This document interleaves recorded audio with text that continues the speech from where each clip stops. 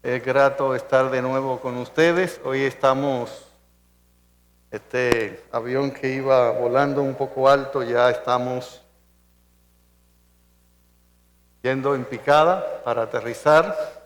Y yo quiero pagar mis votos esta mañana de gratitud hacia ustedes como iglesia. Como dije al principio, con los pastores, con el pastor Narciso Nadar, con el pastor Luis Bardera, que tuvieron la deferencia de invitarnos y de tomarnos en cuenta para esta misión tan especial que es predicar la palabra de Dios. Cuando predicamos la palabra de Dios, osamos entrar donde los ángeles tiemblan. Ponernos para predicar de parte del Dios eterno una palabra eterna a armas eternas con consecuencias eternas. Y eso es muy serio. Entonces esta mañana quiero agradecer a ustedes como iglesia el trato amable, cordial, afectuoso, deferente que han tenido. No he podido disfrutar un poco más con ustedes en las actividades porque yo vengo de 10 días muy intensos ahora, con la operación reciente de mi esposa. He viajado, esta es la cuarta vez que viajo en esta semana aquí, entonces de verdad, y con muchas malas noches. Entonces, por eso no he podido estar mucho más compartiendo, que hubiera sido nuestro placer hacerlo, pero el Señor sabe que hemos querido, pero no todas veces se puede. Así es que muchas gracias. Me ha alegrado tanto ver a la hermana Yoli, a sus hijos, ¿verdad? A los hijos del pastor Mayén, a todos. Les amamos, a la hermana Yoli un cariño especial, como lo teníamos. Yo decía del pastor Mayén en un sermón que él era una persona gratamente afectivo, que él era él, ¿verdad? Y así lo recordamos, con ese cariño, con ese afecto, con esa sencillez, la calidez que tenía el pastor Mayén. Así es que agradecemos por estar aquí, y al pastor Luis, que es un amigo de armas. Vamos juntos por muchos lugares, somos de que el Quijote y Sancho Panza. Tiene razón. De verdad, Pastor Luis y su esposa Rosy y sus hijas, le amamos. El Pastor Luis ha estado muy pendiente, agradecemos eso. Nos une un gran cariño de muchos años, muchas cosas juntos hemos estado. Y yo agradezco de todo corazón esta participación a ustedes. Bien, me he visto en la penosa necesidad de estar cortando muchas cosas por la cantidad de contenido y la cantidad de sermones. Entonces he tenido que ser yo soy malo como sastre, ¿verdad? Haciendo corte, pero me he visto en la necesidad de quitar, de poner, de arreglar, y porque tiene mucho más contenido este tema de la predicación del creyente y su relación con su Padre Celestial. Tiene mucho más contenido en esta porción de Hebreo. Y esta mañana voy a concluir con ustedes hablando de algo que quizá no es lo más halagüeño ni esperanzador, aunque quisiera dejar una nota de esperanza al final, como debe ser toda predicación, pero me veo en la penosa necesidad de hablar sobre 4 consecuencias que le sobrevienen a un cristiano cuando no se somete a la disciplina de Dios. Hay 4 efectos que va a tener en la vida de un creyente cuando éste o menosprecia o desmaya frente a la disciplina de Dios. Ayer decíamos en el sermón que lo más hermoso de la salvación no es la liberación de la condenación, que lo más hermoso de la salvación en parte es el poder que se nos da para vencer el pecado, y sobre todo, ante todo, en todo y por todo, que nosotros somos hechos semejantes a Dios. Lo más hermoso de la salvación no es ser librado del infierno y ser metido en el cielo. No es que la ira de Dios no caiga sobre nosotros por la eternidad y nos dé gracia bendita por siempre jamás a su lado. Que lo más hermoso de la salvación es que en la salvación nosotros se nos restaura la imagen de Dios y somos hechos a la imagen de Dios. No hay ningún bien en la existencia humana que sobrepuje, que sobrepase, que sea más trascendente o importante que nosotros ser igual a Dios. En la regeneración se nos pasan 2 cosas en la vida de un pecador. le es impartida la naturaleza divina y le es impartida vida de Dios, vida espiritual. Y esto es lo maravilloso. Y pongan su enfoque en esto que voy a decir ahora. Cuando Dios nos disciplina, la razón que mueve su corazón, aparte de que somos sus hijos y nos ama, es sencillamente hacernos semejantes a Cristo. Es que el plan de Dios para mi vida es que yo sea igual a Él en todo. Por tanto, cuando yo no acepto, no recibo, no me someto, no obedezco a la disciplina de Dios, últimamente, finalmente, a lo que yo estoy despreciando o menospreciando, desechando, es hacer semejante a Cristo. Cuando usted lee un pasaje como Romanos capítulo 8, venga conmigo por favor, versículo 29, mire realmente, y lo vamos a ver un poco en detalle en el último punto. Van a tener que ser un poquito paciente conmigo esta mañana. Dice Romanos capítulo 8, en su versículo 29, bueno, ese gran 8:28, ¿verdad? Que es de todo sabido y de todo querido. Dice, y sabemos que los que aman a Dios, todas las cosas le ayudan a bien. Esto es lo que conforme a su propósito son llamados. Porque a lo que antes conoció también lo predestinó, para que fuesen hechos conformes a la imagen de su Hijo, para que Él sea el primogénito, y noten esa palabra, entre muchos hermanos. Cuando Dios nos está disciplinando, lo que está es transformándonos a su imagen, conformándonos a la imagen de Cristo, tomando nuestro carácter y haciendo de nuestro carácter las nuevas cualidades que tiene el fruto del Espíritu, que es lo que define el carácter de Cristo. Así es que rechazar la disciplina es rechazar ser semejante a Él, es ser transformado a Él, es rechazar el ser como Él es. Eso es realmente lo que nosotros rechazamos cuando no nos sometemos a la disciplina. Porque la disciplina de Dios no es más que lo que Dios obra con su palabra y su divina providencia para producir en nosotros su perfecta voluntad. Y su perfecta voluntad es que seamos como Cristo. Con este pensamiento en mente, vamos a Hebreos 12:12. Pónganse en pie una vez más por unos minutos y veamos desde el versículo 12 hasta el versículo 17 inclusive. Hebreos 12:12 al 17 inclusive. Dice así la palabra del Señor. Ustedes me siguen con sus vistas y oídos. Por lo cual levantad las manos caídas y las rodillas paralizadas, y haced senda derecha para vuestros pies, para que lo cojo no se salga del camino, sino que sea sanado. Seguid la paz para con todo y la santidad, sin la cual nadie verá al Señor.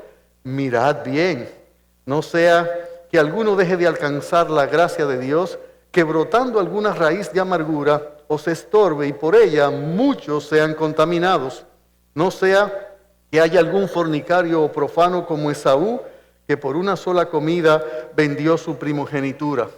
Porque ya sabéis que aún después, deseando heredar la bendición, le fue desechado, y no hubo oportunidad para el arrepentimiento, aunque lo procuró con lágrimas.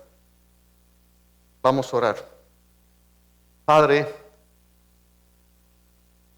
nuestro que estás en los cielos, que los hombres tengan tu nombre por santo, que tu reino venga al corazón de cada hombre y del mismo modo perfecto que es hecha tu voluntad en los cielos sea hecha en la tierra. Gracias por darnos pan cada día. Gracias por darnos a Cristo como ese maná o pan espiritual, pan de vida eterna.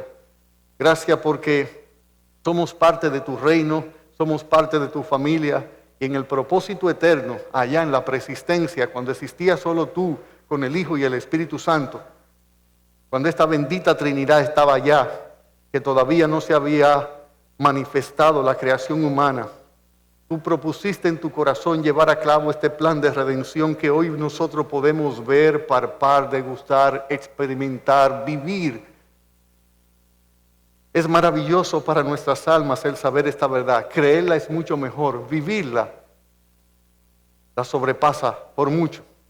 Así que danos en esta mañana un buen corazón, un corazón atento, un corazón sediento, un corazón hambriento, un corazón inclinado y proclive a recibir la verdad con mansedumbre, esta palabra implantada. Permite que muchos aquí que pueden que estén esta mañana con parálisis espiritual, algunos no han alcanzado la gracia, otros están amargados, otros están a punto de convertirse en profano y tener un corazón, Señor, fornicario. Que tu gracia nos visite en esta mañana a modo de perdón, a modo de sanación, a modo de redención, en fin, para que hagas la obra que solo tú sabes y puedes hacer. Oro por cada persona que está aquí, si alguno todavía no es contado entre los salvados, que esta mañana tu palabra, al ser explicada y aplicada por el Espíritu Santo, le traiga en arrepentimiento y fe a Cristo, a que vea al que estaba colgado del madero por él y que con cuerdas de amor atraídos por ti se ha traído al arrepentimiento y pueda ver tan claro este mensaje de esperanza y paz, que sea compelido, constreñido y que sea contristado para el arrepentimiento, la vida y la paz. Gracias, Padre.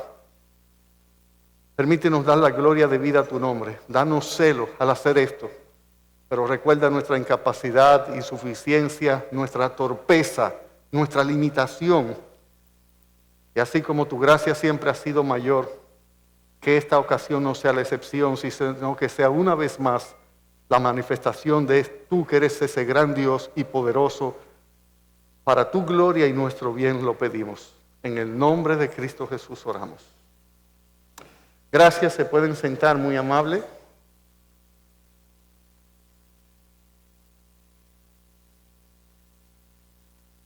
Cuatro consecuencias que le sobrevienen a un cristiano, un hijo o una hija de Dios, cuando no responde con la actitud correcta y de la manera adecuada a ese plan glorioso y bendito que Dios tiene para con nosotros en Cristo, que la Biblia lo registra como parte de la disciplina. Esa obra de instrucción, transformación que el Señor quiere hacer en nuestras vidas. Si nosotros vemos que Hebreos 12:11 dice que es verdad que ninguna disciplina al presente parece ser causa de gozo, sino de tristeza, pero después da fruto apacible de justicia a los que en ella han sido ejercitados, ese ejercicio de fe, de humildad, de obediencia, de paciencia, de mansedumbre, de templanza, de amor, de compasión, de integridad, de fidelidad, que la disciplina divina va orquestando, trabajando en nuestras vidas, es el mismo ejercicio a su vez que nos capacita para seguir avanzando y creciendo en la semejanza con Cristo. Cualquiera que se retrotrae, se echa hacia atrás de ese proceso, está inhabilitando sus músculos espirituales para poder tener la capacidad, la destreza y la fortaleza de seguir avanzando. Porque esto es como la luz de la aurora, que va en ascenso hasta que el día es perfecto. La vida de santidad es progresiva, es de avanzada, es de proyección. Hebreo tiene muchos verbos que habla de avanzar, de perfeccionar, de crecer, de madurar. Y todo proceso de madurez requiere una participación activa del elemento que va a crecer.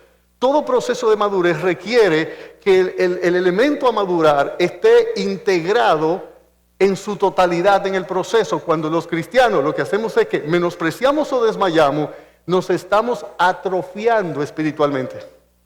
Estamos quedando en un estado vegetativo espiritualmente. Necesitamos ir al gimnasio de Dios, y el gimnasio de Dios es toda aquella verdad que por exhortación, reprensión, amonestación o instrucción tú recibes de Dios cuando escuchas la palabra de Dios. Y si nosotros no lo apreciamos y lo valoramos en su justa medida y razón para obedecer, creer, confiar, caminar con el Señor, lo que vamos a hacer es que nos vamos a quedar inválidos espiritualmente.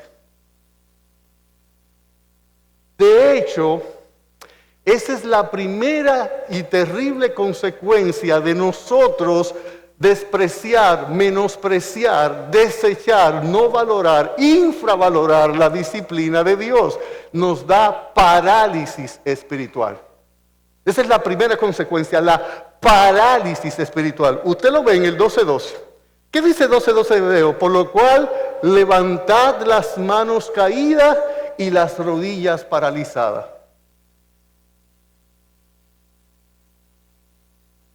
Cada órgano que Dios creó es vital para la existencia y la vivencia sana. Pero traten ahora un poquito, si ustedes cerraran los ojos y trataran de imaginarme a mí con parálisis en las extremidades superiores y las extremidades inferiores, en manos y pies, trate de imaginar su vida, cómo sería si sus manos no le sirvieran y sus pies tampoco. ¿Cómo fuera su vida físicamente si usted tuviera parálisis en las manos y parálisis en los pies?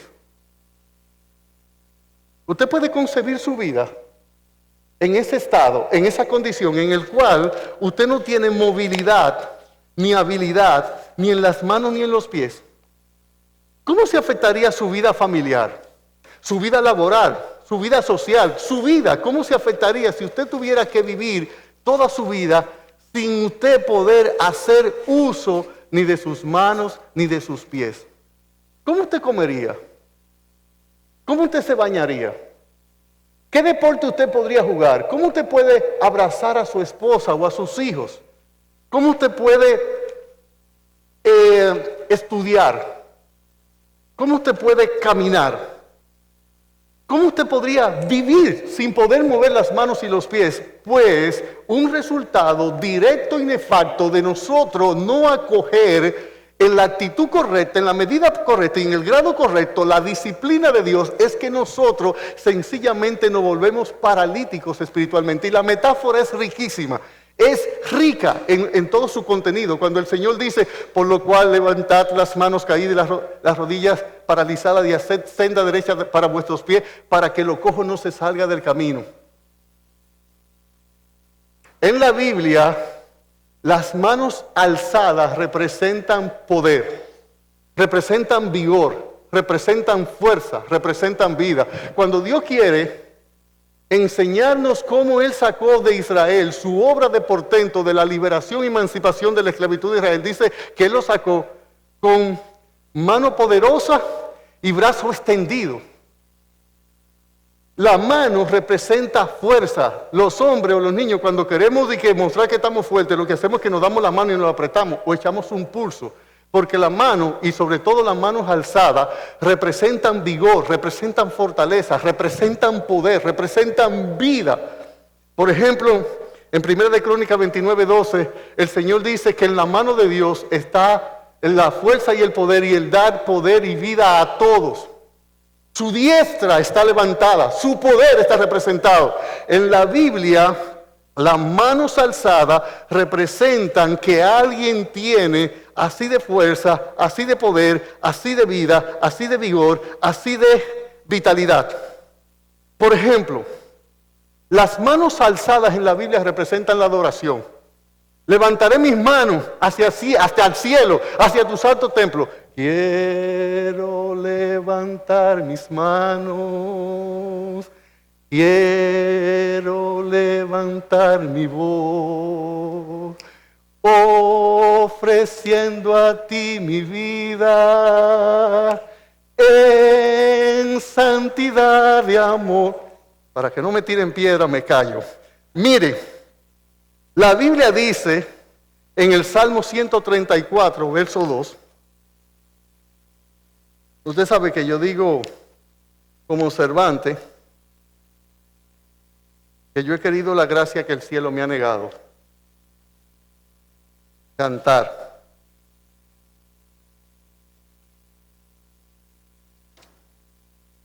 En el Salmo 132, verso 4,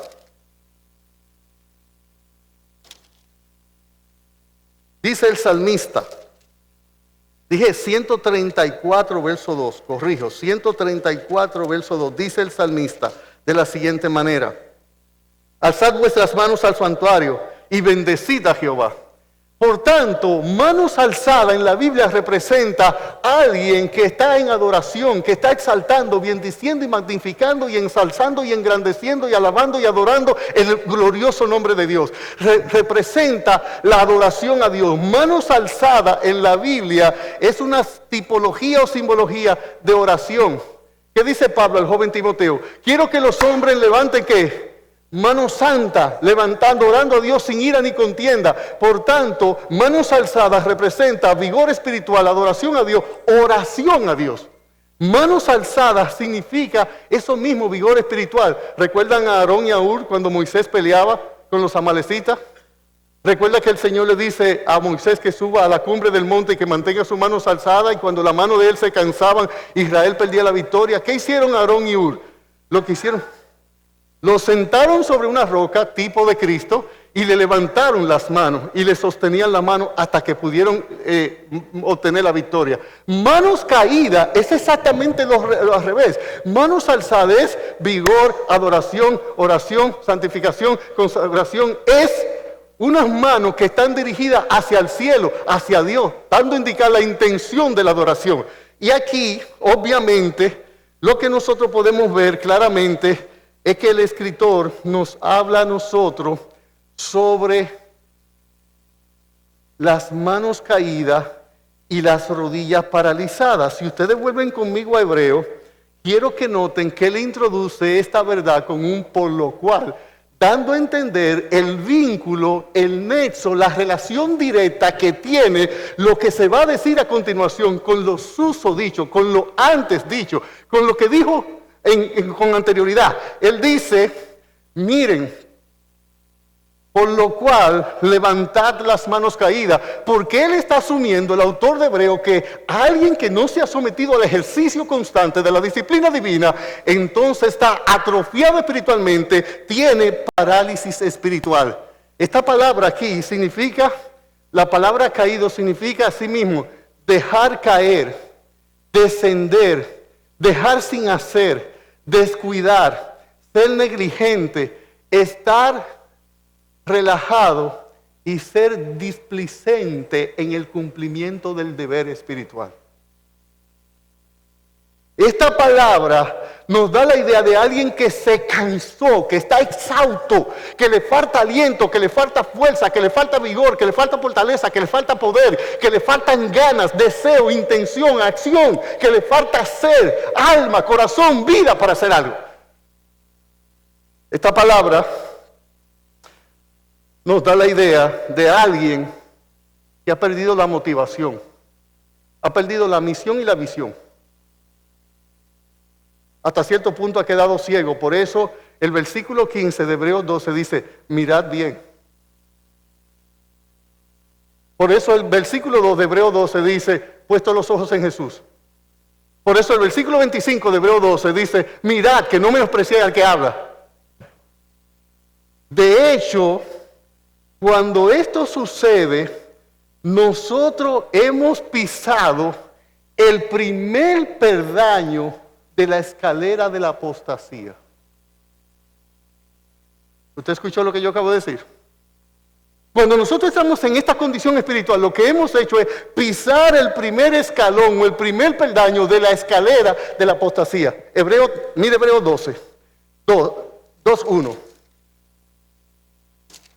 2:1. Déjeme darle 4 peldaños, 5 peldaños de la escalera de la apostasía. Número 1. Desatender y deslizarse. Hebreos 2:1.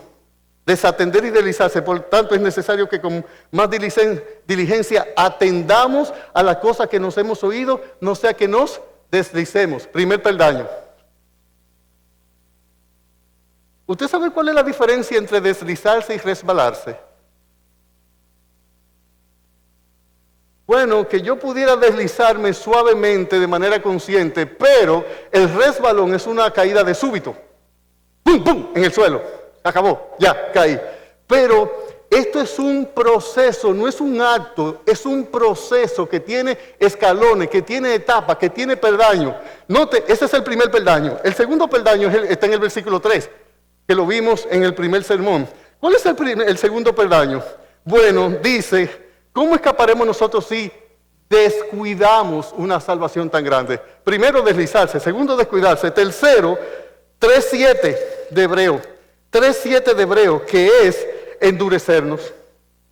Repite el autor, citando el Salmo 95, si oyereis hoy su voz, si oyereis hoy su voz, no endurezcáis vuestros corazones. Primero nos deslizamos, segundo nos descuidamos, tercero nos endurecemos. Ese estado de insensibilidad espiritual en la cual oímos la palabra de Dios, entendemos la palabra de Dios, creemos la palabra de Dios, pero no podemos obedecer, no hay ganas, no hay fuerza, las manos están caídas, no hay voluntad, no hay disposición del alma para poner en acción lo creído, lo oído y lo entendido. El cuarto peldaño de esta escalera, ¿sabe cuál es? Apartarse. 3:12 de Hebreo. Mirad, hermanos, y aquí está el verbo mirar otra vez, que no haya en ninguno de vosotros corazón malo de incredulidad para apartarse del Dios vivo. Esa palabra apartarse es la palabra en el original que se usa para apostasía. Exactamente para apostasía. Apostatar es negar la fe que antes se profesaba. Negar la fe. Y negar la fe aquí no necesariamente es una expresión verbal, es un estilo de vida. Es un tipo de conducta donde yo, los principios que debo amar, que debo seguir, que debo obedecer, que debo valorar, que debo establecer, con lo que debo convivir, yo comienzo a dejarlos caer poco a poco, paso a paso, te deslizas poco a poco, minuto a minuto, segundo a segundo. Y parece imperceptible para que se cumpla lo que dice el profeta Osea. Robaron extraños su fuerza y él ni siquiera lo supo.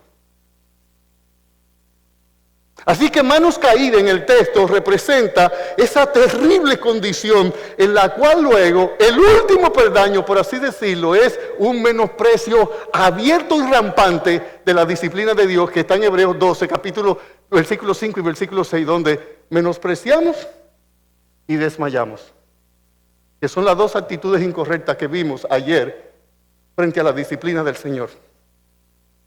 Así es que manos caídas en el pasaje significa que espiritualmente estamos sin vida, sin oración, sin adoración, sin fuerza.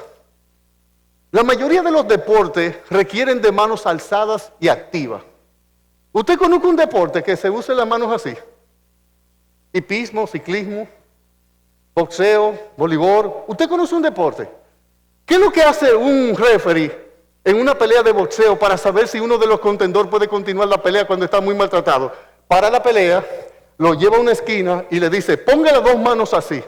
Y él hace así, deja caer sus dos manos con fuerza sobre la mano del boxeador. Si la mano del boxeador, cuando él le da, hace así para abajo, él dice, se acabó la pelea. Si las manos permanecen firme, fuerte, entonces él dice que continúe la pelea.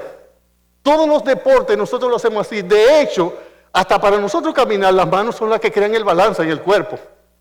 Y cuando un corredor de pista y campo y pista, va a llegar a la meta, difícilmente llega así. ¿Qué hace él? Victoria, victoria, gané, me esforcé, lo conseguí, lo logré. Pero esas manos alzadas en esta meta son el resultado de mucha disciplina y ejercicio de la vida.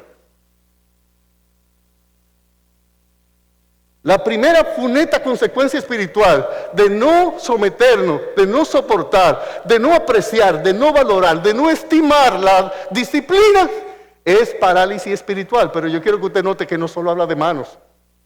También habla de ¿qué? Rodillas paralizadas. Qué triste es la vida de los paralíticos. Bueno, un paralítico puede ser muy útil. La ciencia, la tecnología ha permitido buscar modalidades de vida que esas limitaciones no te hagan totalmente inútil. Pero recuerde que aquí estamos hablando de alguien que está paralítico de manos y pies. ¿Qué representan en este pasaje las rodillas paralizadas? ¿Qué representan en este texto aquí? Si usted ve, hay muchos versos muchas exhortaciones en hebreo a avanzar, a madurar, a perfeccionar, a crecer, a seguir, a continuar, a alcanzar. ¿Cuál es la metáfora con que comienza este capítulo? Una competencia de corredores de campos y pistas que están en la meta siguiendo. Hay una carrera de relevo donde Abraham, Amós, José, Daniel nos pasaron la antorcha de la verdad en el Nuevo Testamento y ahora la iglesia toma la antorcha y sigue avanzando. Pero si se la pasamos a un paralítico para que avance, ¿hacia dónde vamos? Aquí rodillas paralizadas lo que significa es alguien que no crece, que no avanza, que no se mueve. ¿Recuerda Marcos capítulo 2, el paralítico? ¿Qué hizo el paralítico para ser sanado? ¿Vino él? Lo trajeron. ¿Creyó él? Dice la Biblia, Jesús dice, y viendo Jesús la fe de ellos, ¿de quién? ¿Del paralítico? No, de los que lo trajeron, que la fe le dio la invención, la creatividad, porque la fe es proactiva. La fe, el hombre que cree actúa, como decía Martín Lutero. Un hombre puede vivir y morir 1000 veces por su fe, porque la fe no es pasiva. La fe lleva al hombre a caminar, a enfrentar, a seguir, a continuar, a batallar, a determinar, a resolutar. La fe nos da alma, corazón, fuerza, vigor y vida para hacer el deber que se nos ha impuesto, para ver la meta y extendernos hacia ella, tratar de alcanzarla. Pero una rodilla paralítica es alguien que tiene 1 año en la iglesia, tiene 2, tiene 5. Tiene 7. No le pida que sirva en algo. Su gran empresa es su familia. Sus títulos son sus logros. Su gloria es la casa que vive y donde estudian sus hijos. Él siente que tiene dignidad, felicidad y seguridad y que su futuro está asegurado. Él, como todo buen religioso, muerto, sin vida, sin Dios, sin esperanza y sin el Espíritu Santo, él va allá, ella va allá. Y ellos creen que Dios es un limosnero, que cuando van a ofrendar, ellos le sacan un poquito de todo lo que tienen. Cuando oran a Dios, le piden como si Dios fuera un banquero. Y cuando le dan como si Dios fuera un limonero. Y cuando le dan, no hablo solo de cuartos. Yo no estoy hablando solo de dinero. Estoy hablando de que si usted le pide algo, hacer en la iglesia, comprometerse con algo, y dice, yo colaboro con dinero. Tu dinero perezca contigo.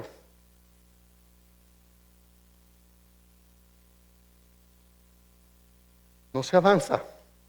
No se puede contar nunca con ellos. Ellos no tienen un compromiso ni con el reino ni con el rey. Ellos solo quieren que Dios no le quite el sol y prosperar económicamente, laboralmente, familiarmente, intelectualmente, secularmente y secularmente. No más, no le pida más. Son paralíticos espirituales. No tienen vida, son altares caídos. No busque adoración verdadera. Ellos pueden participar de un coro y cantar y puede que tengan mejor voz que los verdaderos adoradores, los que adoran en espíritu y en verdad.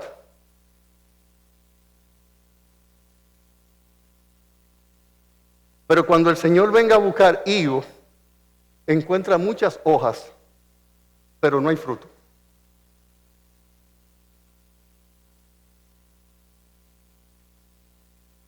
Créeme de todo corazón que yo no quiero ser un látigo para ti esta mañana, porque lo que a vosotros digo, a mí lo digo. Más que a ustedes lo digo, a mí lo digo. Al decir todas estas verdades, estoy afilando cuchillo para mi garganta, para la mía. Y si yo me quitara, no lo voy a hacer, esta camisa y este polocher, usted va a ver muchas marcas ahí atrás. Muchas marcas de los latigazos que han tenido que darme para someterme a la obediencia. Lucho con las mismas pasiones que usted y con la cual luchó Elías, las mismas debilidades. Es más, puede que las mías sean mayores porque cuanto más nos acercamos a la luz, más feo vemos que somos. Más se resaltan las debilidades y las necedades de nuestras almas. Así es que esta palabra, rodilla paralizada, nos da la idea que está en Hechos cuando dice el Señor, refiriéndose en tiempo del profeta Elías en Israel, que el altar de Dios estaba caído. ¿Recuerda a la mujer que no se podía enderezar? Nos da un cuadro muy tétrico, muy lúgubre de la condición espiritual. Por causa del tiempo necesito avanzar. Vamos a ver la segunda consecuencia en esta mañana de nosotros no obtemperar a la disciplina del Señor en nuestras vidas. Ahora quiero que veamos, mis amados hermanos, que la segunda consecuencia que nos faltará es no alcanzar la gracia de Dios. Nótelo en Hebreos capítulo 12, mantenga su Biblia abierta ahí, o su celular o su tablet abierto ahí, y vea cómo dice entonces el versículo 13 conmigo, 13 y 14. Dice: y haced senda derecha para vuestros pies, para que lo cojo no se salga del camino, sino que sea sanado. Seguid la paz y la santidad, sin la cual nadie verá al Señor. De hecho, santidad y paz son el ADN que demuestran la genuinidad de la paternidad de Dios en la vida de un profesante de la fe, de un verdadero creyente. Mirad bien, dice el 15, no sea que alguno deje de alcanzar la gracia de Dios, que brotando alguna raíz de amargura os estorbe y por ello muchos sean contaminados. ¿Cómo así? ¿Cómo dejar de alcanzar la gracia? Bueno, si tú eres salvo, no es que tú alcanzaste la gracia, fue que la gracia te alcanzó. Dios fue tras ti, te encontró muertos en delitos y pecados, hizo que la verdad del Evangelio entrara por tus oídos, bajara a tu corazón. El Espíritu Santo te persuadió internamente, trayéndote convicción de pecado, te redarguyó, te hizo convencer de tu pecaminosidad y te hizo mirar con los ojos de la fe al que estaba colgado en el madero, al Señor Jesucristo, y viste en su sacrificio la medicina que necesitaba tu alma eternamente para curar tu gran mal, mi gran mal, que es nuestro pecado. Y en ese ejercicio de la operación interna, soberana e inexplicable humanamente que hace el Espíritu Santo cuando le imparte salvación a un pecador a través de Cristo, entonces nosotros fuimos alcanzados. Pero nosotros tuvimos entrada a esta gracia por la fe y seguimos caminando en la gracia por la fe. Cuando una persona rechaza la disciplina de Dios, lo que está es, la disciplina nos lleva a avanzar, a crecer, a seguir, a continuar, a permanecer, a aguantar, a soportar, a creer, a confiar, a vivir, a alcanzar. Nos lleva la disciplina divina constantemente. Es un constante crecimiento. A lo mejor algunos de ustedes se encontraban exagerados cuando yo decía que realmente Dios en todas las cosas que nos da y nos quita nos está disciplinando. Mira, te digo una cosa. Cuando tú le das un permiso a tu hijo para ver televisión y cierto programa a cierta hora, tú le estás disciplinando. ¿Tú sabías eso? Cuando tú le permites a tu hijo comprar cierto tipo de ropa, tú le estás disciplinando. Yo no estoy diciendo que tú le estás haciendo con ese propósito. Yo te estoy diciendo que lo que se va a derivar de eso es parte de la formación que tú le estás dando. Lo quieras o no, lo sepas o no, lo entiendas o no, lo pretendas o no. Y es lo propio con Dios. Yo no crean que disciplinar solo es corregir para quitar algo malo. Disciplinar también es instruir para poner algo bueno. Por eso, en cada evento que la divina providencia permite en nuestras vidas, nos está disciplinando. Mire, por ejemplo, ¿cuál es la diferencia entre una tentación y una prueba? Bueno, ellas tienen tres grandes similitudes y una vital diferencia. Las tres grandes similitudes en una prueba y una tentación es que la prueba viene de Dios y la tentación viene del diablo. Que la prueba va dirigida a ser hacia nuestra fe y la tentación va dirigida a nuestra carne. Que la prueba no quiere hacer crecer y la tentación no quiere hacer caer. Esas son las tres grandes diferencias. La similitud, ¿usted sabe cuál es? Que en un mismo evento que Dios me está probando, Satanás me está tentando. Y por eso es que yo necesito, según Santiago capítulo 1, pedir sabiduría para poder discernir la voluntad de Dios en lo que está pasando. Porque no crea que fue que Dios y el diablo llegaron a acuerdo. Satanás, tienta tú a Job y después me deja para yo probarlo. No, en los mismos eventos que la soberanía de Dios permitió en la vida de Job, Dios lo estaba probando para hacerle crecer, hacer crecer su fe. Pero en ese mismo evento, Satanás le está sentando para hacerle caer.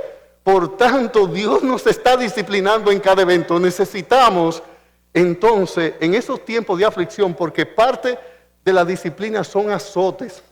Y azotes son circunstancias, son adversidades, dificultades que realmente nos agobian el alma. realmente nos están gastando la armadura, realmente nos están confrontando e intentando sacar de nosotros todas las debilidades que tenemos. Y por eso nosotros necesitamos alcanzar la gracia en el proceso de la disciplina. ¿Qué significa la palabra deje de alcanzar en el pasaje? En este pasaje la expresión dejar de alcanzar significa llegar tarde. En esta expresión, dejar de alcanzar significa ser el último, quedarse atrás. Esta palabra significa ser inferior en un grado jerárquico, en una posición jerárquica. Esta palabra significa tener una necesidad no satisfecha o carecer de algo, no tener algo que se necesita. Y de hecho, mis amados hermanos, si nosotros vemos, yo quiero probar esto por 4 pasajes en el libro de Hebreos. Note cómo se usa el término alcanzar en todo el libro. Síganme con sus Biblias. Venga Hebreos 4 conmigo, un momentito. Hebreos 4. Yo quiero que notemos primero el versículo 1 y 2 y luego el versículo 14 al 16. Estamos siguiendo la palabra alcanzar en hebreo, para que me sigan con la idea, no se me pierdan, no se duerman. Despiértate tú que duermes. Dice Hebreos 4:1. Temamos pues, no sea que permaneciendo aún la promesa de entrar en el reposo, alguno de vosotros parezca no haberlo alcanzado. Y el 2 dice, porque también a nosotros se nos ha anunciado la buena nueva como a ellos, pero no les aprovechó el oír la palabra por no ir acompañada de fe en los que la oyeron. Un punto importante lumínico en estos pasajes de ver la palabra alcanzar. ¿Cómo está ligado a la palabra fe cada vez que aparece? Aunque en el versículo 1 que nos habla de no alcanzar el reposo, nosotros sabemos que se entra al reposo por la fe, como dice más adelante. Y note que en el versículo 2 dice que no, al oír no fue acompañado de fe, por eso no alcanzaron a entrar en el reposo. Note el versículo 14 al 16, la palabra alcanzar y la palabra fe. Por tanto, teniendo un gran sumo sacerdote que traspasó los cielos, Jesús el Hijo de Dios, retengamos nuestra profesión. Porque no tenemos un sumo sacerdote que no pueda compadecerse de nuestras debilidades, sino uno que fue tentado en todo según nuestra semejanza, pero sin pecado. Acerquémonos pues confiadamente al trono de la gracia, no te alcanzar con gracia, para alcanzar misericordia y hallar gracia para el oportuno socorro. ¿Cómo debemos acercarnos para hallar gracia y tener oportuno socorro? Pues confiadamente. Confiadamente. Siga conmigo. Mire Hebreos 11:7.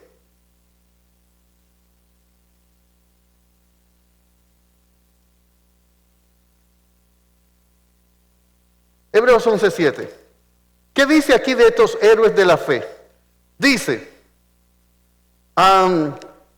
por la fe Noé, note fe, cuando fue advertido por Dios acerca de cosas que no se veían, con temor preparó el arca en que su casa se salvase y por esa fe condenó al mundo y fue hecho heredero de la justicia que viene por la fe. Mire el versículo de este mismo capítulo 11, mire el versículo 39 conmigo. 39. Y todos estos, aunque alcanzaron buen testimonio, mediante la fe, no recibieron lo prometido. Mediante la fe. Mire el versículo 33 conmigo, de Hebreos 11. Diga la palabra alcanzar y la palabra fe conmigo. Dice el capítulo 11, versículo 33. Que por fe conquistaron reino, hicieron justicia, alcanzaron promesa, taparon bocas de leones. Cada vez que el término alcanzar aparece en el libro de Hebreos, se refiere a obtener una de las bondades de Dios, de los beneficios de Dios, que no es más que una expresión de la gracia de Dios, y aparece ligado, unido, vinculado, relacionado, anexado al término fe o confianza. Así es que, ¿cómo usted, a alguien que estaba en su casa, se le quedó su bolso y su celular, y usted tiene un hijo paralítico, y tú le dices al hijo, Vete, alcánzalo. Dile que se devuelva, que se le quedó el bolso y el celular. ¿Cómo lo mandas a él? Aquí el término alcanzar significa lograr, obtener lo que la bondad y la misericordia y la gracia y el amor de Dios tiene para mí en todo el proceso. Esto significa, mis amados hermanos y amigos, que nosotros en el proceso de disciplina necesitamos ir creciendo cada día más, necesitamos ir avanzando y esperar ese favor de Dios. Por ejemplo, noten este texto, vengan conmigo a Primera de Pedro. Primera de Pedro, capítulo 1, verso 13.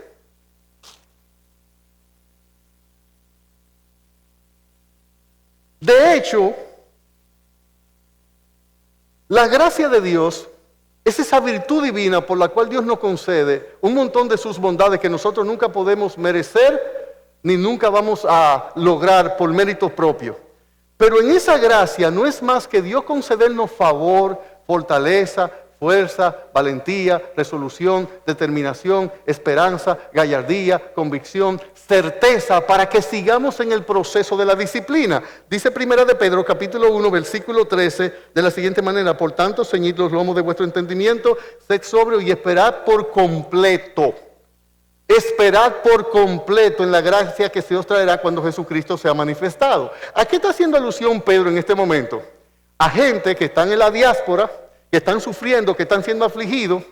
Y él está diciendo, permanezcan en la gracia, permanezcan avanzando, permanezcan creciendo, permanezcan firmes, permanezcan fieles, hasta que Dios venga con la gracia del advenimiento de Cristo y los libre de toda esta aflicción. Y mucha gente no espera en la gracia hasta que Dios, como a José, llegue un momento que lo saque de la cárcel para el palacio, como Daniel del foso de los leones por el palacio, como Sadrach, Mesach y Abednego del foso del horno hacia el palacio. Hay que esperar la gracia, hay que esperar el evento de la manifestación de su bondad a nuestro favor, en la cual se va a decir, como dice Job 42:10, y quitó Jehová la aflicción de Job. Mucha gente no espera. Su paciencia no tiene la obra completa para que sean perfectos y cabales sin que les falte cosa alguna. La gracia es la que nos sustenta, es la que nos mantiene. Cuando Dios manifiesta su amor, su misericordia, su provisión, su guía, su bondad, su bien, es una manifestación de su gracia. Y esas virtudes divinas que operan a nuestro favor, nosotros necesitamos mantenernos en el proceso de la disciplina hasta alcanzarla. Pero alguien paralítico espiritual, ¿cómo avanza? ¿Cómo se mantiene? ¿Cómo sigue? ¿Cómo prosigue? ¿Cómo corre? ¿Cómo camina? Alcanzar algo nos da la idea de nosotros llegar hasta un lugar donde está lo que queremos, o de, como dice Pablo en Filipenses 3, olvidando ciertamente lo que queda atrás y extendiéndome, alcanzando lo que está delante. Y vamos a ver que si nosotros tenemos la parálisis espiritual con las rodillas y las manos, difícilmente en los procesos de prueba, nosotros esperamos hasta que la gracia de Dios se manifieste a nuestro favor para creer, obedecer, vencer y ser transformados.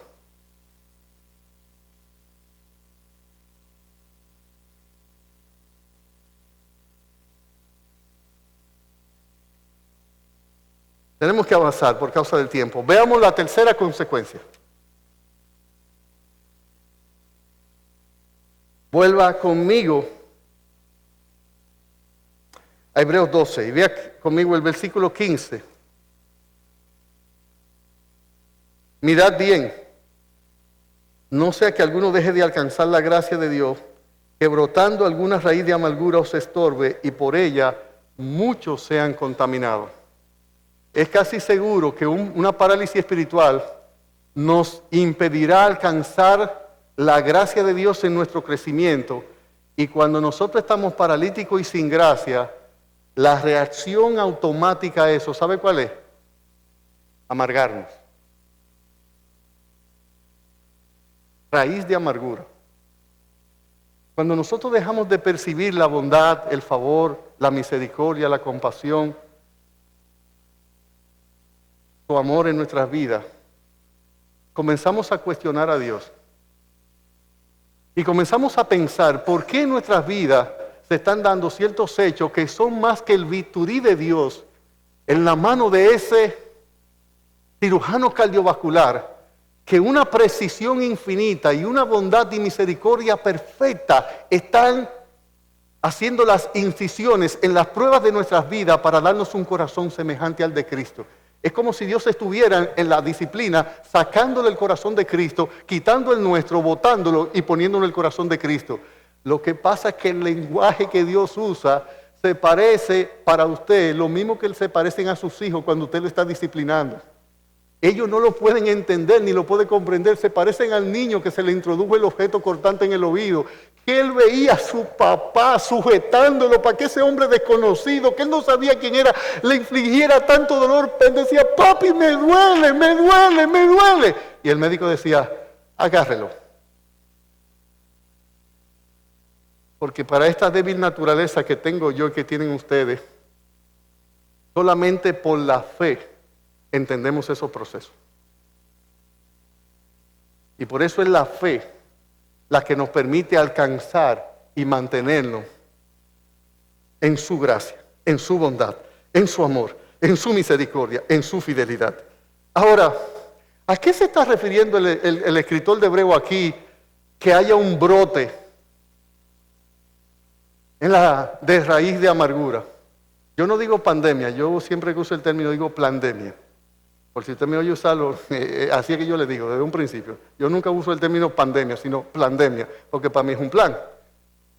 Entonces, la pandemia se convirtió ya de que pasó ciertas regiones del mundo. La OMS lo cataloga como ya niveles pandémicos, si se puede decir. Y realmente una persona amargado es muy infecto contagioso. El amargado, usted puede estar seguro que por lo menos lo va a intentar, sino que lo va a lograr y vivir en una iglesia, un amargado. Si no se le aísla y se le da el tratamiento adecuado a tiempo, crea un ambiente en la iglesia donde realmente hay dos cosas que no pueden fertilizar en el entorno eclesiástico, que es las dos cosas que nos menciona el versículo 14, que yo por causa del tiempo le saqué una quisonda, que es santidad y paz. Ningún amargado, lo primero que pierde un amargado es la paz. Y no va a poder avanzar en santidad, porque parte de esa amargura viene porque no quiso someterse a la disciplina para avanzar en santidad y perdió la paz. Ahora, ¿qué significa la expresión aquí raíz de amargura? Esta metáfora es bien interesante porque cuando usted piensa en la raíz de los árboles, ¿en qué usted piensa? Bueno, la raíz es esa parte no visible de los árboles que crece hacia abajo, crece hacia adentro y que tiene dos funciones básicas en el árbol, que es la que fija la planta al suelo y es a través del cual las plantas se pueden alimentar, absorber los minerales que hay en la tierra. Y la figura aquí nos da la idea, cuando hablamos de raíz, nosotros estamos hablando de que algo es el origen, la causa o la fuente, donde algo, el génesis, donde algo se inicia, donde algo comienza, donde algo tiene principio. Y es que en el interior, en el corazón, en el alma, en la conciencia, en las entrañas, en el ser de adentro del hombre, suceden algunos eventos en los cuales él reacciona. De hecho, esa palabra amargura significa ser áspero. Ser desapacible, significa estar agrio, significa estar afilado, ser agresivo, perder el sentido del gusto y del olfato de la vida. Esa palabra significa que nosotros nos sentimos la vida desagradable. ¿A usted le ha subido a veces reflujo, que usted siente la agriura? No sé si la bilis, no sé qué es lo que le surge a uno. Lo desagradable es que alguien está así por dentro. La vida es agria. Hay una combinación de amargo con agrio. Esta raíz de amargura que le viene a alguien que ha quedado paralítico espiritualmente, que no ha podido alcanzar los favores y la bondad de Dios, que no es más que la expresión de la gracia de Dios, lo que hace que lleva a cualquier ser humano cuando está bajo la aflicción y bajo la prueba a amargarse, entristecerse, a enojarse, a sentir dolor, angustia, enojo, ira, furia, rencor, odio, deseo de venganza. Yo quiero realmente, yo me siento mal, yo me siento que todo está oscuro, que todo está gris, que nada sale bien. Es esta visión de la vida donde realmente mis pensamientos, mis emociones, todo está tornando negro, tétrico, oscuro y gris. De hecho, un buen cirujano cardiovascular, si le fuera a hacer un estudio, un ecocardiograma espiritual a un amargado, él solo tiene que buscar 3 signos o síntomas que la evidencia. Cómo piensa el amargado, cómo habla el amargado y cómo actúa el amargado. Porque aunque él está amargado por dentro, cuando él saca sus pensamientos y los pone en palabra y su palabra la pone en acción, revela, mire, pero de manera clara y evidente, la condición del estado del corazón. Usted quiere conocer a un amargado, mire cómo piensa, mire cómo habla, mire cómo actúa. Esa es la analítica perfecta para usted entender a alguien que tiene el corazón amargado. De hecho, la amargura es una cárcel. Mire conmigo Hechos, capítulo 8, versículo 23. Es una prisión, es una lúgubre, es oscura la vida, el alma se le fue la luz. No pagó y se la cortaron y le quitaron los cables para no reponérsela jamás. Digo, aquí no hay que deberla para que no tenga luz. Dice Hechos, capítulo 8, versículo 23. Voy a leer desde más adelante para que entendamos el contexto. Usted recuerda que Simón hizo una supuesta profesión de fe y entonces cuando él vio que los apóstoles podían transmitir el Espíritu Santo por medio de la imposición de manos, él quiso también comprar esto con dinero. Y entonces el apóstol Pedro le dice en el versículo 21, no tienes tu parte ni suerte en este asunto porque tu corazón no es recto delante de Dios. Tu corazón no es recto delante de Dios. ¿Qué es lo que pierde una gente que ha dejado la disciplina de Dios? Arrepiéntete pues de esta tu maldad y ruega a Dios si quizás te sea perdonado el pensamiento de tu corazón, porque en hiel de amargura y en prisión de maldad veo que estás. La raíz de amargura es una prisión, es una cárcel tan fuerte que sobrepasa por mucho cualquier prisión que un ser humano, porque aquí los barrotes, las cadenas, las amaduras, las amarras, las ataduras están por dentro.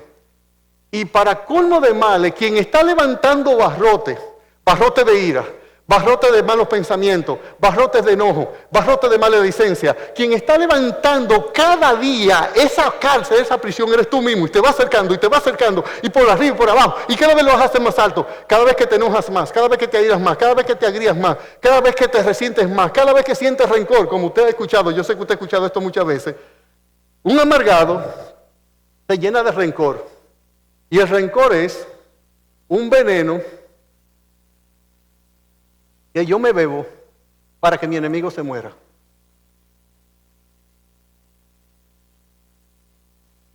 Eso es el rencor.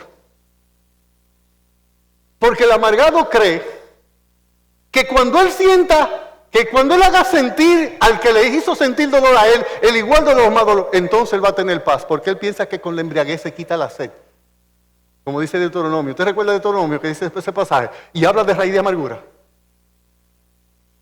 Si nos volvemos paralíticos, no es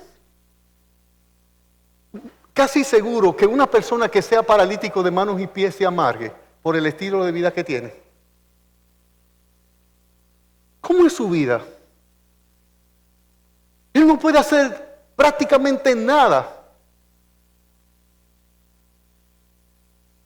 No puede vivir, su vida carece casi de sentido absoluto. Deja de alcanzar la gracia, deja de ver las bondades de Dios manifestadas a su favor, porque Él está tan fijo en lo que está padeciendo y en quejarse por su situación que no puede ver la dimensión del favor divino. Aún él, José, podía ver la aflicción, le tocaba en su nariz cada día. Pero mire, con el mismo caso de mi esposa, y perdóneme que vuelva a retomar esa ilustración, ese ejemplo.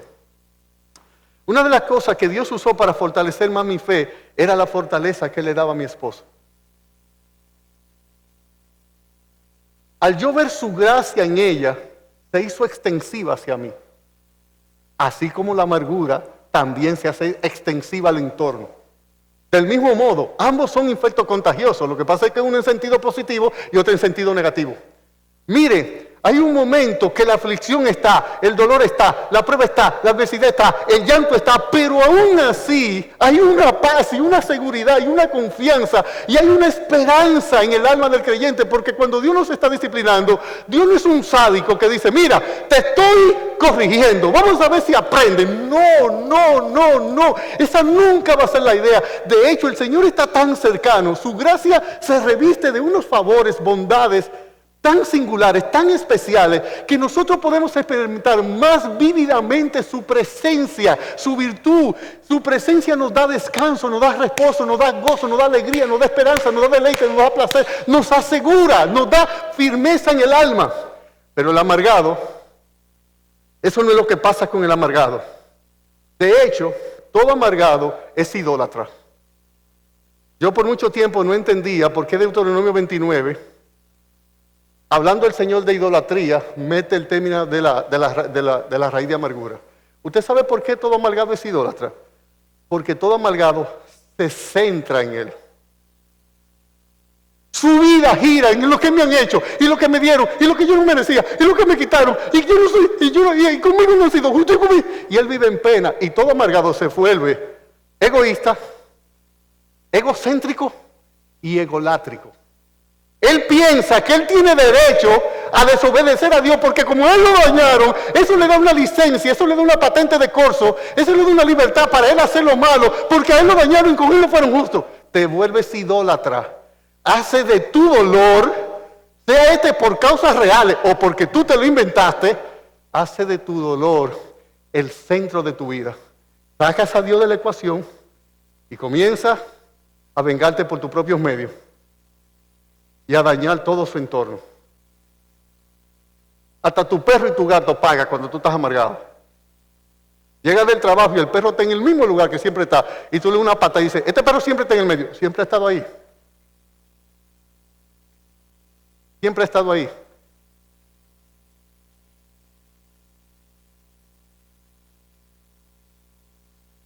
Tengo que avanzar.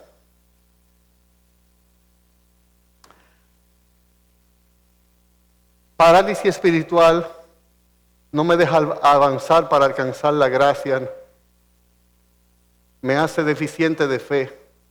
Y cuando viene la aflicción sin yo experimentar esa gracia y ese crecimiento, lo más lógico es que me amargue.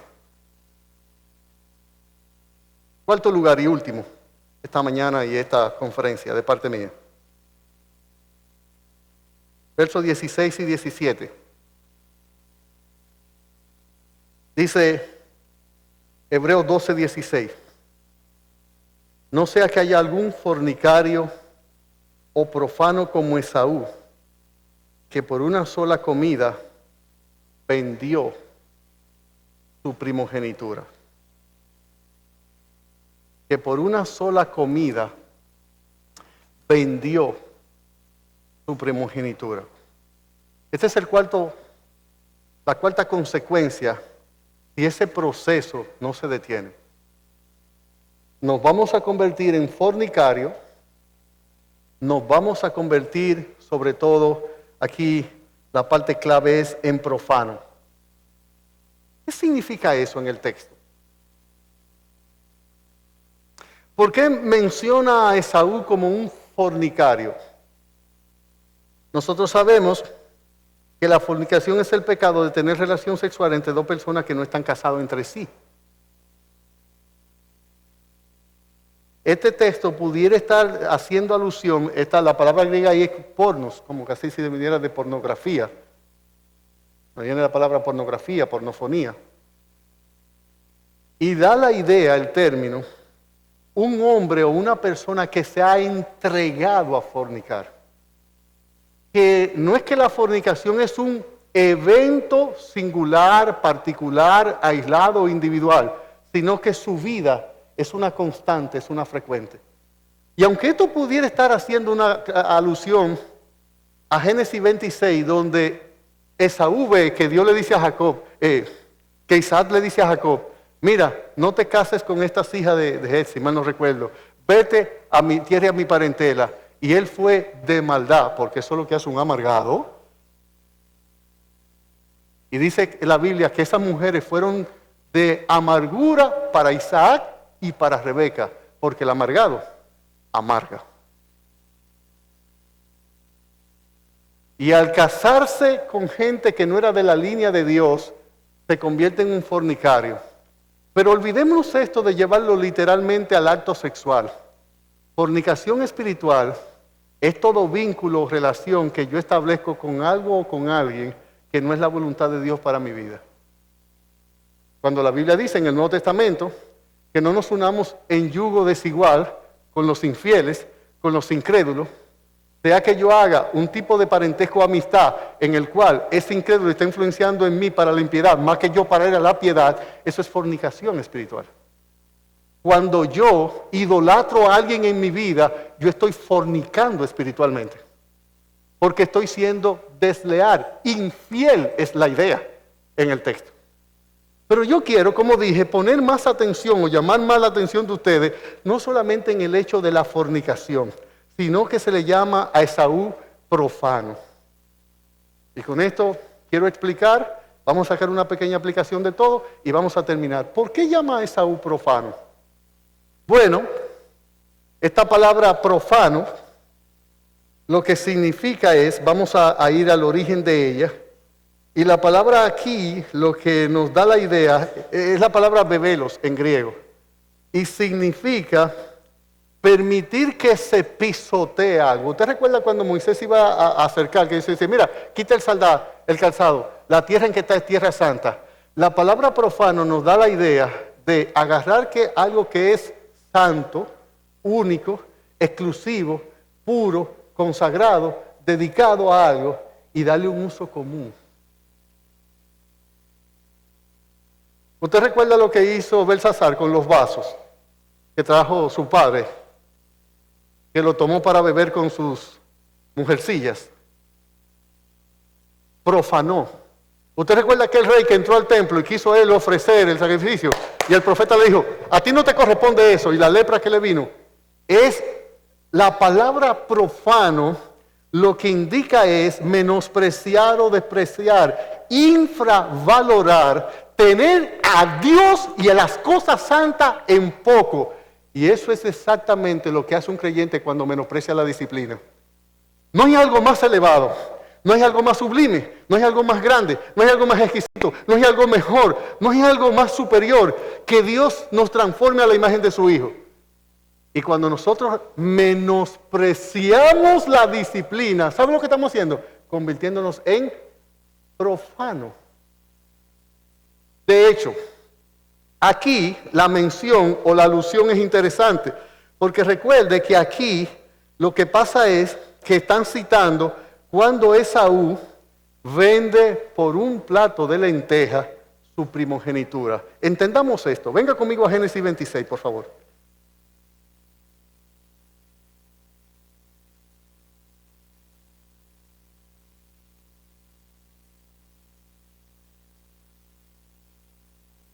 No se preocupe, ya estamos terminando. Nos quedan unos pocos minutos. Dice Génesis 26.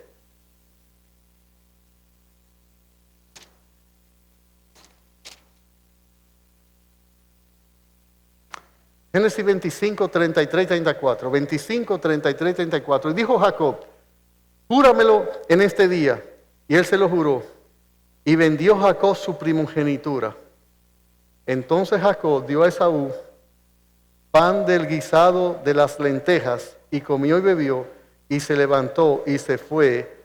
Así menospreció Esaú la primogenitura. Es interesante la línea de pensamiento que dice que expresa Esaú para vender su primogenitura cuando su hermano se lo pide. Dice el versículo 30, dijo Jacob, te ruego que me des a comer de ese guiso rojo, pues estoy muy cansado. Por tanto, fue llamado su nombre Edom. Y Jacob respondió, véndeme en este día tu primogenitura. Entonces dijo Esaú, he aquí, yo me voy a morir. ¿Para qué pues me servirá la primogenitura? Oiga cómo piensa alguien que no está enfocado en Dios. Él dijo que la primogenitura no tenía ningún valor porque él se iba a morir. ¿Y cuánto tiempo le iba a durar la hartura del guisado a él? Eso es lo que hace alguien que rechaza la disciplina de Dios. Se acoge a lo temporal, ve como bueno lo pasajero, ve como bueno lo inmediato, el inmediatismo, y cosas que son sublimes, que son santas, que son de las grandezas de Dios, las tienen poco, porque Él lo que ha hecho es que no ha podido mirar bien. Por eso es que 12:15 de Hebreo dice, miren bien, y ahí la palabra mirar bien significa, levanten la mirada, es de donde viene la palabra episcopo, de donde viene la palabra obispo, que es un sobreveedor. ¿Qué es lo que nos dice Hebreo 12:2? Puesto los ojos en Jesús. ¿Qué es lo que nos dice Hebreo 12:15? Mirad bien. ¿Qué es lo que nos dice Hebreo 12:25? Dice, mirad hacia arriba. Es lo que hace alguien que está paralítico espiritualmente, que no ha alcanzado la gracia, que está amargado, no mira hacia arriba, no levanta la mirada. Ha comenzado a mirar la aflicción, el dolor, que en la iglesia no me toman en cuenta, que a fulanito sí le dan, que a mí no me dan, que mi mamá no me quiere más a mí, que mi tío no me hace esto, que a mí no me pagan los juntos. Deja de mirar la mano de Dios, la obra de Dios, el propósito de Dios, la disciplina de Dios, y comienza a enredar su vida en todas estas porquerías que tiene este lado de la eternidad. Y eso conlleva una sola cosa, y es hacernos profanos. Y yo quiero que usted vea que aquí, en este hacernos profanos, ¿qué era la primogenitura? ¿Qué fue lo que él menospreció y despreció? ¿Usted sabe lo que menospreció realmente Esaú? Escuche esto, por favor. Bueno, si la primogenitura era una condición especial que se daba al primer hijo varón, el cual cuando el padre moría, es más, antes del padre morir, él tenía que quedarse al cuidado del papá. ¿Se cree que cuando aquel hombre le dijo al Señor, déjame primero que vaya y entierre a mi padre, déjame que vaya y cumpla el voto de la primogenitura, porque era parte de lo que tenía que hacer un hijo primogénito? Y cuando el padre moría, él quería ser, siendo el líder espiritual de la casa, el sacerdote. Escuche qué fue lo que menospreció Esaú. Escuche esto, ponga el sentido. Usted sabe cuando Esaú menospreció la primogenitura, lo que él menospreció fue ser parte del linaje de Cristo. La Biblia se pudo haber escrito diferente, y me perdone el Señor si estoy siendo osado y atrevido en lo que estoy diciendo aquí. La Biblia, en vez de decirse Dios de Abraham, Dios de Isaac y Dios de Jacob, ¿sabe cómo Dios decirse? Dios de Abraham, Dios de Isaac y Dios de Esaú. Eso fue lo que él menospreció. En otras palabras, él menospreció a Cristo, y eso es lo que hace todo profano.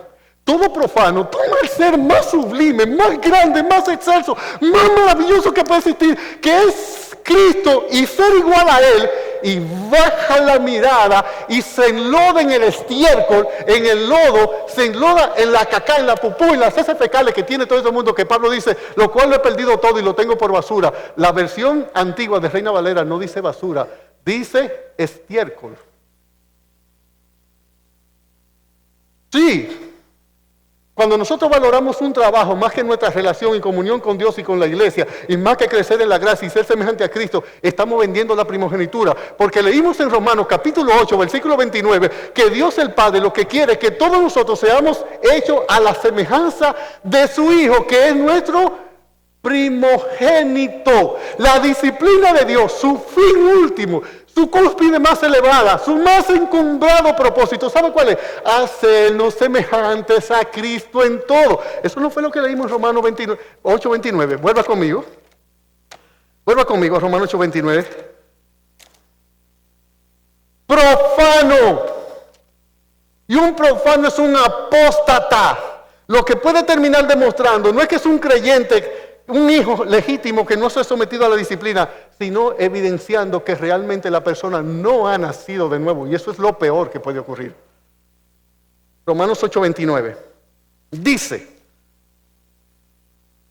porque a lo que antes conoció, también lo predestinó para que fuesen hechos conforme a la imagen de su Hijo, para que Él sea el primogénito entre muchos hermanos. En el plan de Dios, en la salvación, el propósito de Dios es disciplinarnos para que todos seamos semejantes a Cristo en todo. Y cualquier cosa que tú aspires por debajo de eso, tenemos parálisis espiritual, hemos dejado de alcanzar la gracia, en algún grado, manera, forma o medio nos hemos amargado, nos hemos convertido en fornicarios espirituales y hemos profanado a Jesucristo.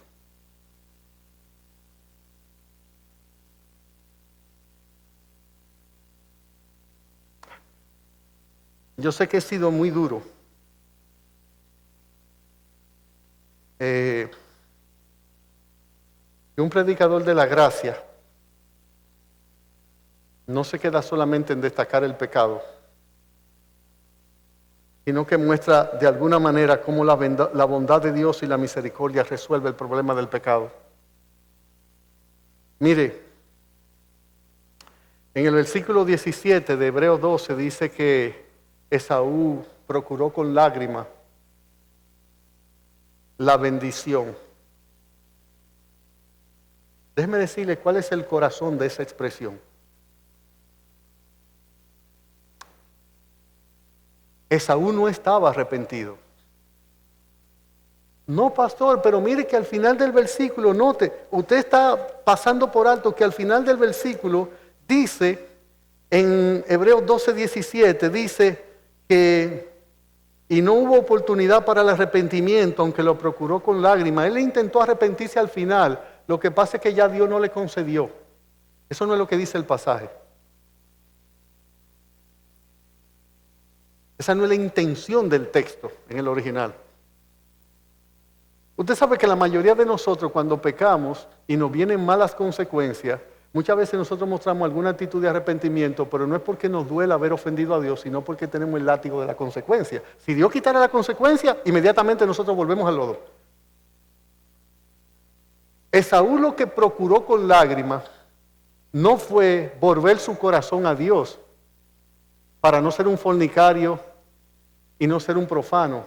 Él lo que sintió que perdió fue la bendición de la primogenitura.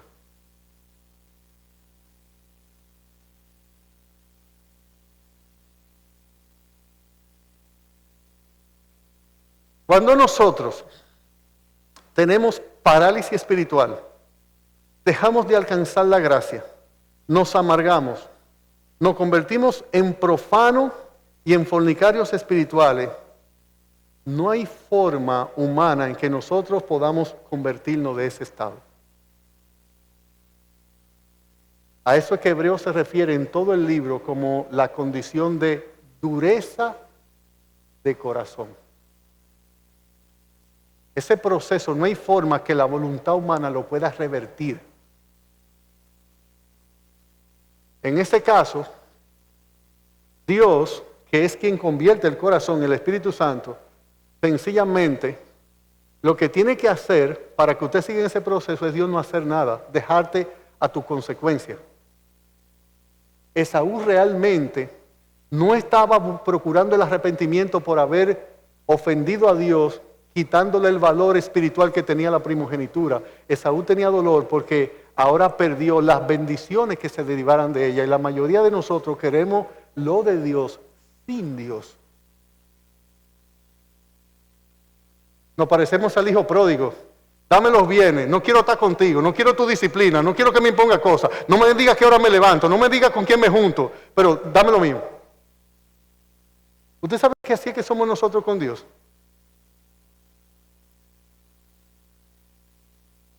¿Cómo salimos de esto? ¿Cómo salimos? Bueno, el hecho de que usted esté oyendo esta predicación no es mera coincidencia, sino divina providencia. Como dicen los evangélicos modernos de hoy, diosidencia. Si todavía tú estás aquí, tú estás escuchando, eso puede ser una señal inequívoca de que la gracia de Dios te puede alcanzar esta mañana. Y si tú estás aquí, tú no eres un creyente, tú no eres un convertido a Cristo, tú no eres salvo, tú no eres una hija de Dios ni un hijo de Dios, esta mañana yo te digo, la Biblia dice, la Biblia enseña que todo el que cree en Cristo se arrepiente es salvo. Que si tú que estás aquí esta mañana y no has conocido al Evangelio ni al Salvador del mundo que vino a morir por tus pecados, a pagar tus cuentas delante de Dios, esta mañana tú puedes alcanzar esa gracia salvífica y caminar luego en esa gracia para obtener la disciplina y la transformación a la imagen de Cristo. Que no hay otra manera de llegar a ser hijo o hija de Dios, un hijo legítimo y verdadero, que mirando a Cristo en la cruz del Calvario, que viendo tus manos extendidas, ensangrentadas, pagando mis culpas y las tuyas, que tú puedes esta noche abrazar por la fe al doliente del madero, del Calvario, que derramó su sangre para el perdón y darnos la vida eterna y la paz de Dios y la paz con Dios. Que esta mañana tú puedes, tan sencillo, donde estás ahí, en lo interno de tu corazón, creer en lo más profundo de tu corazón y balbucear una oración en la cual tú le dices: sí, Señor Jesucristo, sálvame. Yo soy ese pecador que necesita ser lavado con tu sangre, que necesita tu perdón, tu gracia y tu bondad. Yo necesito creer. Arrepentimiento y fe son los requisitos indispensables para alcanzar la salvación y el perdón y la gracia salvífica del Señor. Y esta mañana está a tu alcance. Y si tú estás aquí, no es mera coincidencia, es divina providencia. Y tú, mi hermano, tú, mi hermana, yo no sé cómo está tu vida espiritual, ni sé cómo está tu relación con Dios. Pero si eres su hijo, Él te ama. Te amó con la cruz. Te amó con la cruz. Ahorita los jóvenes nos cantaban de la maravilla, de la grandeza de su amor. No importa lo lejos que te fuiste. Es triste que lo hayas hecho. Es triste que nos hayamos ido tan lejos, que estemos amargados, que estemos paralizados, que estemos volviéndonos profanos, amando cosas banales. Pero esta mañana, si tú estás aquí, eso quiere decir que ahí donde estás, con toda sinceridad, desde tu corazón, desde tu alma, desde tu conciencia, desde tus afectos, desde tu voluntad, desde tus entrañas, clámale al Señor, porque el único que te puede hacer volver, que me puede hacer volver de ese proceso es Dios. En esto nos pasa como a Pedro: Señor, sálvame, que me hundo. Es lo único que usted puede decir. Pero eso tiene que decirse con certeza, con humildad, con convicción. Eso tiene que decirse con pasión, eso tiene que decirse a alguien que realmente entiende la condición, que ahora tiene luz, que ahora sabe que el estado de dureza en que ha llegado, solamente Dios en su bondad lo puede revertir. Pero si tú estás aquí y has oído esta palabra, si oyereis hoy su voz, no endurezcamos nuestros corazones. En algún grado o manera, yo le decía a Dios esta mañana a las 3 de la madrugada mientras oraba, yo decía: Señor, mira mi propio corazón, mira mis actitudes, mira aquellas cosas. Yo le digo: Señor, yo soy ciego, muy ciego, y si la ceguera mía fuera como la de Bartimeo, no fuera tan grave. Yo soy ciego porque yo no puedo ver a Dios detrás de todo lo que me ocurre, y Él está detrás, pero mi ceguera no me deja verlo. Yo no puedo ver las maravillas de su ley, yo no puedo ver las cosas eternas, y estoy fijándome en casa, en carro, en mujer, en ropa, en anillo, en reloj, en celular. Eso es parte de mi estado, de mi ceguera. Pero al Señor le sobran dos cosas: amor y poder. Clama, cree, confía, humíllate, entrégate. Volvámonos a Él. Y como no hay fuerza en el alma para hacerlo por nosotros mismos, ruega, implora, pide, suplica, llora, Haz tuya la oración de Jacob. Si no me bendice, no te vas, no te suelto. Y créeme que tu Padre, mi Padre, nuestro Padre, es un Dios de amor que se deleita en perdonar. Y su gran especialidad es buscar al perdido, levantar al caído. Que el Señor les bendiga.